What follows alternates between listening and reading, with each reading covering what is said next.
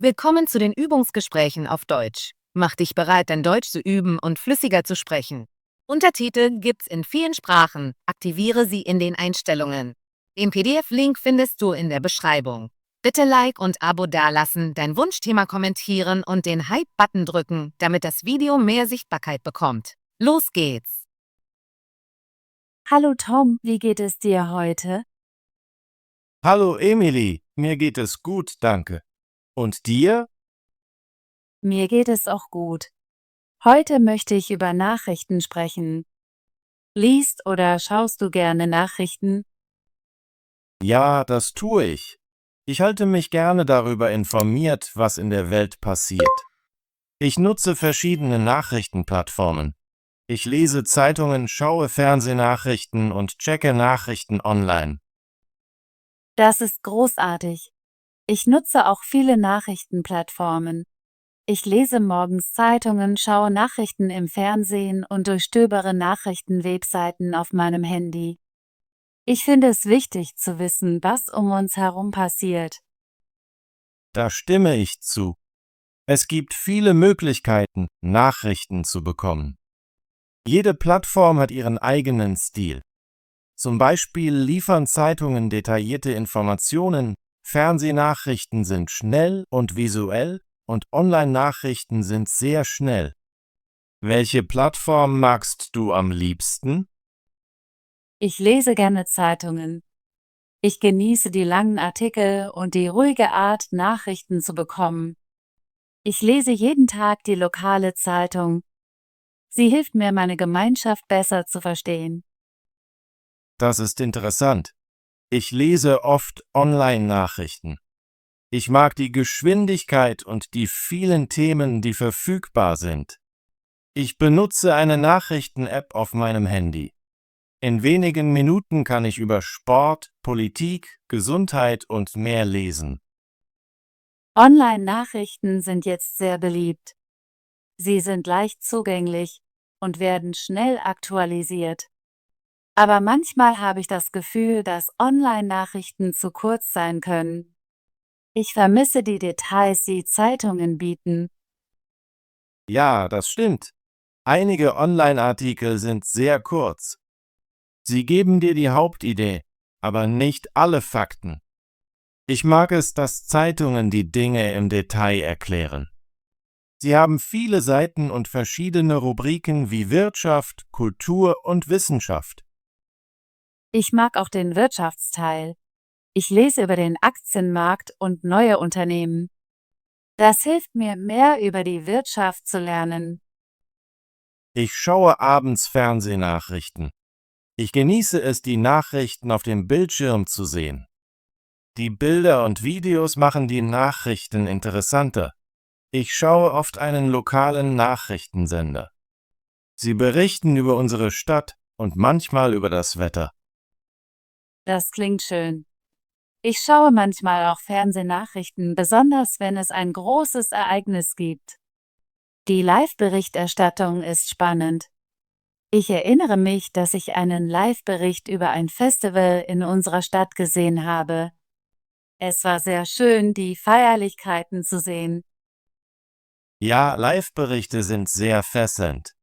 Sie lassen dich das Gefühl haben, Teil des Ereignisses zu sein. Allerdings finde ich, dass Fernsehnachrichten manchmal ein bisschen schnell sind. Manchmal ist die Information zu schnell und ich verpasse einige Details. Da stimme ich zu. Manchmal muss ich anhalten und nachdenken über das, was ich gerade gesehen habe. Deshalb lese ich gerne die Nachrichten später auf meinem Handy. Ich kann mir Zeit nehmen, um alles zu verstehen. Apropos Handys, ich nutze auch soziale Medien, um Nachrichten zu bekommen. Ich folge einigen Nachrichtenseiten auf Facebook und Twitter. Ich sehe kurze Updates und Links zu Artikeln. Ich benutze soziale Medien auch, aber ich bin vorsichtig. Ich prüfe, ob die Nachrichten aus einer zuverlässigen Quelle stammen. Es gibt viele Meinungen und manchmal falsche Informationen in sozialen Medien. Das ist sehr wichtig. Ich versuche immer, die Nachrichten zu überprüfen, bevor ich sie glaube. Ich schaue oft mehr als eine Quelle nach. Wenn ich zum Beispiel eine Nachricht auf Twitter lese, überprüfe ich auch eine Nachrichtenwebseite, um mehr Details zu sehen. Das ist eine gute Gewohnheit. Ich mache das Gleiche. Ich vergleiche Informationen aus verschiedenen Plattformen, um sicherzustellen, dass sie wahr sind. Ich denke, das ist der beste Weg, um zu verstehen, was wirklich passiert ist. Liest du manchmal Nachrichtenartikel in Blogs oder schaust Nachrichtenvideos auf YouTube? Ja, das tue ich. Ich mag einige Blogs, weil sie persönliche Meinungen und Analysen bieten. Sie sind anders als reguläre Nachrichten. Ich schaue auch kurze Nachrichtenvideos auf YouTube. Sie sind leicht zu verstehen und sehr klar. Ich mag YouTube auch für Nachrichten. Manchmal schaue ich mir eine Nachrichtenzusammenfassung in 5 Minuten an. Es ist eine schnelle Möglichkeit, die Hauptpunkte des Tages zu erfahren. Ich folge auch ein paar Bildungskanälen, die Nachrichten in einfachem Deutsch erklären. Das hilft mir, neue Wörter und Ideen zu lernen. Das ist eine großartige Möglichkeit, dein Deutsch zu verbessern. Ich benutze manchmal Nachrichten-Apps, die die Nachrichten vereinfachen. Sie verwenden einfache Wörter und kurze Sätze. Das macht das Lesen von Nachrichten unterhaltsam und lehrreich. Welche Nachrichten-App verwendest du? Ich benutze eine App namens Einfache Nachrichten. Sie gibt kurze Artikel mit einfachen Wörtern. Ich lese sie jeden Morgen mit meinem Kaffee. Es hilft mir, den Tag mit neuen Informationen zu beginnen. Das klingt sehr nützlich. Ich könnte diese App auch mal ausprobieren. Ich benutze normalerweise eine beliebte Nachrichten-App, die Updates zu vielen Themen gibt. Ich mag es, meinen Nachrichtenfeed anzupassen. Ich wähle die Themen aus, die mich interessieren, wie Sport, Technologie und Gesundheit. Die Anpassung der Nachrichten ist sehr hilfreich.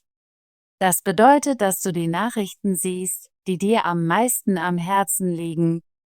Ich schaue oft in den Sportteil, weil ich Fußball liebe. Ich möchte über meine Lieblingsteams und Spiele informiert sein. Ich schaue in die Technologienachrichten. Ich lese gerne über neue Geräte und Erfindungen. Es ist spannend, über die Zukunft zu lernen. Technologienachrichten sind sehr interessant. Manchmal lese ich über neue Apps, die uns im Alltag helfen können.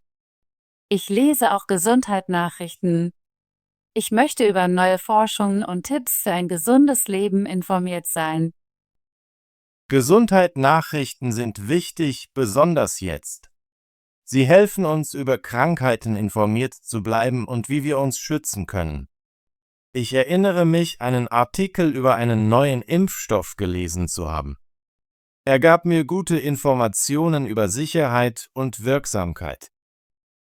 Ja, solche Nachrichten sind sehr hilfreich. Sie geben uns ein besseres Gefühl der Sicherheit. Ich lese auch gerne Meinungsartikel in der Zeitung. Sie zeigen verschiedene Ansichten zu wichtigen Themen. Meinungsartikel sind interessant. Sie helfen mir, über Themen aus verschiedenen Perspektiven nachzudenken. Manchmal lese ich eine Kolumne über Politik oder soziale Themen. Das lässt mich über meine eigenen Ideen nachdenken. Denkst du, dass eine Nachrichtenplattform besser ist als die anderen? Ich denke, jede Plattform hat ihre Stärken. Zeitungen sind gut für Details und tiefgehende Analysen. Fernsehnachrichten sind großartig für visuelle Berichterstattung und Live-Berichterstattung. Online-Nachrichten sind schnell und leicht zugänglich. Ich stimme zu. Ich nutze all diese Plattformen, weil sie mir verschiedene Arten von Informationen bieten. Ich mag es, sie zu mischen. Zum Beispiel lese ich einen langen Artikel in der Zeitung und überprüfe dann ein kurzes Update online. Das ist eine gute Strategie. Die Nutzung verschiedener Plattformen hilft dir, ein vollständiges Bild der Nachrichten zu bekommen. Es macht Nachrichten auch interessanter. Ich langweile mich nie, weil es so viele Möglichkeiten gibt, über das Geschehen in der Welt zu lernen. Fühlst du dich manchmal von so vielen Nachrichten überwältigt? Manchmal ja. Es gibt jeden Tag viele Nachrichten-Updates. Ich versuche meine Lesezeit zu begrenzen, damit ich mich nicht gestresst fühle. Das fühle ich auch. Manchmal mache ich eine Pause von sozialen Medien, um mich zu entspannen. Es ist wichtig, informiert zu bleiben, aber es ist auch wichtig, auf seinen Geist zu achten. Ich stimme zu. Ich balanciere mein Nachrichtenlesen mit anderen Aktivitäten, wie ein Buch zu lesen oder spazieren zu gehen. Das hilft mir, ruhig zu bleiben. Ich versuche das Gleiche. Ich stelle einen Timer ein, wenn ich Nachrichten auf meinem Handy lese. So verbringe ich nicht zu viel Zeit mit Scrollen. Es ist eine gute Gewohnheit, die Nachrichten zu überprüfen und dann zu anderen Dingen überzugehen. Wann schaust du dir normalerweise die Nachrichten an? Ich schaue mir die Nachrichten morgens beim Frühstück und abends wieder an. Manchmal schaue ich während des Mittagessens auf mein Handy. Ich schaue mir die Nachrichten auch morgens und abends an. Ich mag es, die neuesten Updates zu wissen, bevor ich meinen Tag beginne und bevor ich ins Bett gehe. Das ist eine gute Routine. Es hilft dir, informiert zu bleiben, ohne dich gehetzt zu fühlen. Ich plane meinen Tag gerne, nachdem ich die Nachrichten gelesen habe. Das gibt mir ein Gefühl der Vorbereitung. Hast du schon einmal versucht, Nachrichten in einer anderen Sprache zu lesen? Ja, das habe ich. Manchmal lese ich Nachrichtenartikel auf Französisch. Das hilft mir, mein Französisch zu üben und neue Wörter zu lernen. Das ist eine großartige Idee. Ich möchte das auch versuchen. Nachrichten in einer anderen Sprache zu lesen, kann sehr lehrreich sein. Es macht dich auch bewusster, wie unterschiedliche Kulturen dasselbe Ereignis berichten. Genau. Ich lerne, dass Nachrichten auf viele Arten gesehen werden können. Verschiedene Länder können unterschiedliche Meinungen zu demselben Thema haben. Ich habe unser Gespräch über Nachrichtenplattformen wirklich genossen.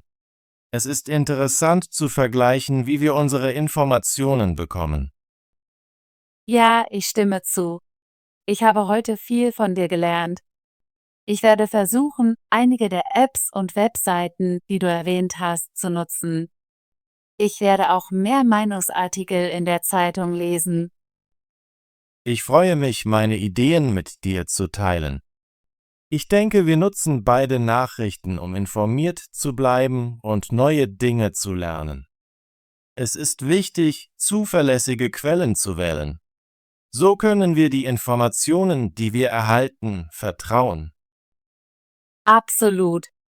Ich überprüfe immer die Quelle eines Artikels, bevor ich ihn glaube. Ich suche nach bekannten Zeitungen oder offiziellen Webseiten. Das ist eine sehr gute Gewohnheit. Es hilft, Fehlinformationen zu vermeiden. In der heutigen Welt ist es einfach, falsche Nachrichten zu finden. Vorsichtig zu sein, was du liest, ist sehr wichtig. Tom, danke für dieses schöne Gespräch über Nachrichtenplattformen. Ich habe das Gefühl, dass ich neue Wörter und Ideen gelernt habe. Ich habe unser Gespräch genossen. Es ist immer gut, Gedanken mit einem Freund auszutauschen. Ich werde weiterhin verschiedene Nachrichtenplattformen nutzen und zuverlässige Quellen überprüfen. Ich werde das Gleiche tun. Lass uns wieder treffen, um über weitere interessante Themen zu sprechen. Ich freue mich auf unser nächstes Gespräch. Ich auch, Tom. Hab einen tollen Tag und viel Spaß beim Lesen. Danke, Emily. Hab einen wunderbaren Tag. Hallo. Hallo. Hallo, wie geht es dir? Ich sage immer Hallo, wenn ich jemanden sehe. Wir haben ein nettes Hallo ausgetauscht. Nachrichten. Nachrichten. Die Nachrichten sind wichtig. Ich schaue die Nachrichten jeden Abend. Hast du die neuesten Nachrichten gehört? Informiert. Informiert. Er ist gut informiert über die Situation. Die Lehrerin informiert die Schüler über den Test. Ich werde dich morgen informiert halten. Verschiedene. Verschiedene. Es gibt verschiedene Farben zur Auswahl. Die verschiedenen Meinungen wurden gehört. Wir haben verschiedene Bücher in der Bibliothek. Zeitungen. Zeitungen. Ich lese jeden Morgen Zeitungen. Die Zeitungen liegen auf dem Tisch. Wir abonnieren mehrere Zeitungen. Fernsehnachrichten. Fernsehnachrichten. Die Fernsehnachrichten beginnen um 8 Uhr. Ich schaue jeden Abend die Fernsehnachrichten. Die Fernsehnachrichten informieren über wichtige Ereignisse. Online-Nachrichten. Online-Nachrichten. Ich lese täglich Online-Nachrichten. Online-Nachrichten sind sehr aktuell. Viele Menschen vertrauen Online-Nachrichten. Wichtig. Wichtig. Es ist wichtig, pünktlich zu sein. Gesundheit ist sehr wichtig für alle. Das ist ein wichtiges Thema für die Diskussion. Möglichkeiten. Möglichkeiten. Es gibt viele Möglichkeiten, um zu lernen. Die Möglichkeiten sind endlos, wenn man kreativ ist. Wir sollten alle Möglichkeiten in Betracht ziehen. Detaillierte. Detaillierte. Die Anleitung ist sehr detaillierte. Ich brauche eine detaillierte Erklärung. Sie hat einen detaillierten Plan gemacht. Wirtschaft. Wirtschaft. Die Wirtschaft wächst schnell. Die Wirtschaft braucht neue Ideen. Ich studiere die Wirtschaft an der Universität. Unternehmen. Unternehmen. Das Unternehmen wächst schnell. Ich arbeite in einem großen Unternehmen. Das Unternehmen hat viele Mitarbeiter. Interessant. Interessant. Das Buch ist sehr interessant. Die Vorlesung war wirklich interessant. Ich finde dein Hobby interessant. Schnell. Schnell. Der Zug fährt schnell. Ich esse schnell, weil ich spät bin. Sie läuft sehr schnell zum Bus. Überwältigt. Überwältigt. Ich fühle mich überwältigt von der Situation. Die Nachrichten haben mich überwältigt. Sie war überwältigt von der Schönheit der Landschaft. Meinungsartikel. Meinungsartikel. Ein Meinungsartikel ist oft in Zeitungen zu finden. Ich habe einen interessanten Meinungsartikel gelesen. Der Meinungsartikel behandelt aktuelle Themen. Perspektiven. Perspektiven. Die Perspektiven sind wichtig für das Verständnis. Wir haben verschiedene Perspektiven auf das Problem. Seine Perspektiven ändern sich mit der Zeit. Forschung. Forschung. Die Forschung ist wichtig für den Fortschritt. Viele Studenten arbeiten in der Forschung. Neue Ideen kommen oft aus der Forschung. Fehlinformationen. Fehlinformationen. Fehlinformationen können gefährlich sein.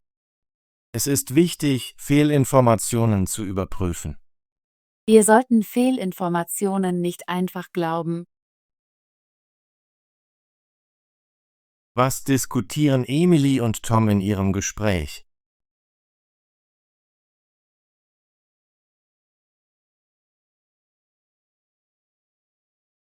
Welche Nachrichtenplattformen nutzen Emily und Tom?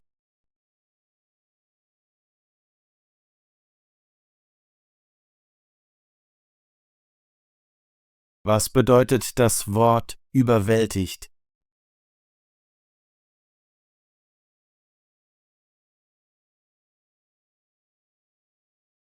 Wie benutzt man das Wort Quelle im Kontext von Nachrichten?